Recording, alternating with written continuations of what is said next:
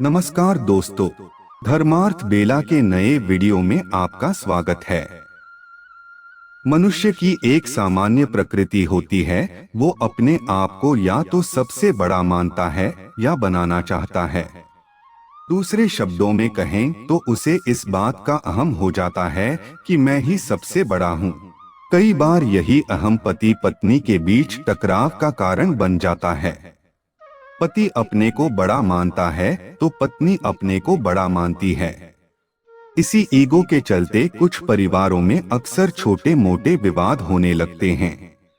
कौन बड़ा है कौन छोटा है, इसको जानने से पहले आइए एक कहानी सुनते हैं।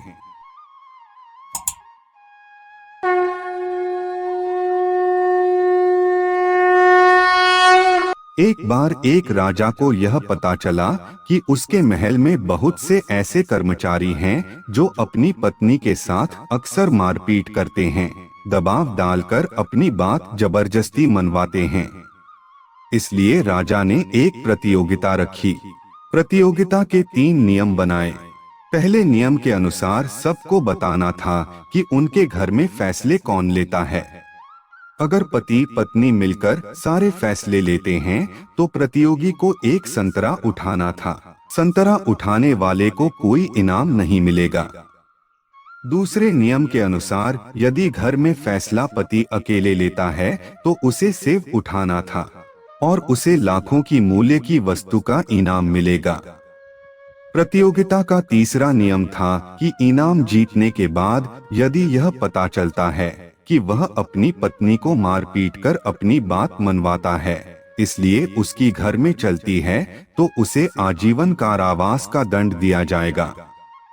अब जो सोच रहे थे कि वह शान से जाएंगे, सेब उठाएंगे और लाखों का इनाम पाएंगे, उन्होंने भी अपना विचार बदल दिया कि अगर किसी ने शिकायत कर दी कि मैं पत्नी को मारता हूँ तो इनाम के चक्कर में सारी उम्र कारागार में गुजारनी पड़ेगी।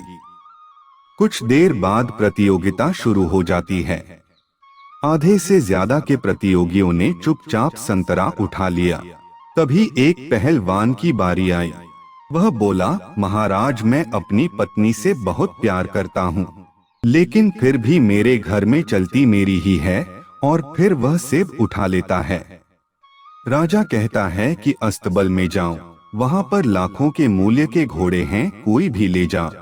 प्रतियोगिता आगे चलती रही, लेकिन अंत तक किसी और ने सेब नहीं उठाया। राजा ऐलान करने ही वाला था कि इस प्रतियोगिता में केवल पहलवान ही विजेता है। तभी पहलवान वापस आ गया और बोला कि महाराज, मैं काले रंग का घोड़ा ले गया था, लेकिन मेरी पत्नी ने बोला कि काला रंग शुभ नहीं होता, बदलकर सफेद घोड़ा ले आओ।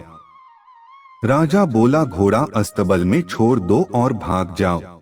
कम से कम बाकी सभी को इतना तो पता था कि घर में किसकी चलती है, लेकिन तुम्हें तो आज जाकर पता चला कि असल में तुम्हारे घर में चलती किसकी है।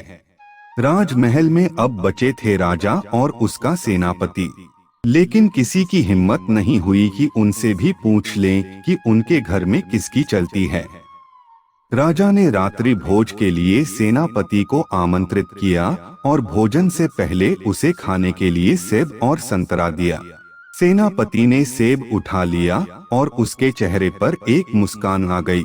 राजा ने इसका कारण पूछा तो सेनापति ने बताया, राजा साहब, उठाना तो मैं भी संतरा ही चाहता था, लेकिन मेरी पत्नी ने कहा था कि अगर राजा आपसे सेब या संतरा उठाने के लिए कहें तो आप सेब ही उठाना, नहीं तो राजा क्या सोचेंगे कि इतने बड़े राज्य का सेनापति और इसकी अपने घर में ही नहीं चलती।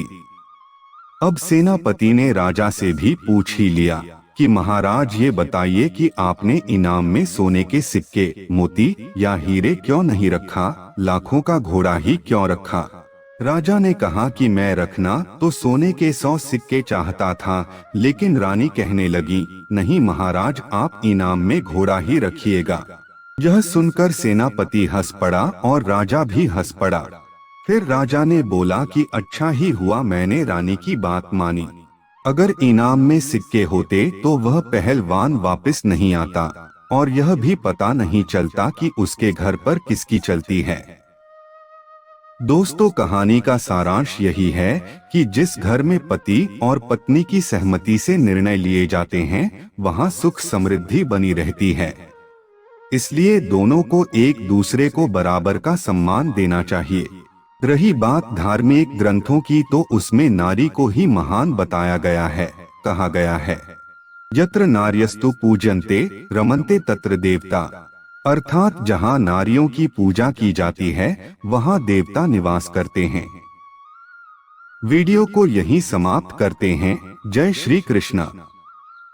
हमारे वीडियो को लाइक एवं शेयर जरूर करें तथा ऐसी ही रोचक बातें जानने के लिए चैनल को सब्सक्राइब करें एवं वीडियोस की नोटिफिकेशन पाने के लिए बेल आइकन दबाना ना भूलें।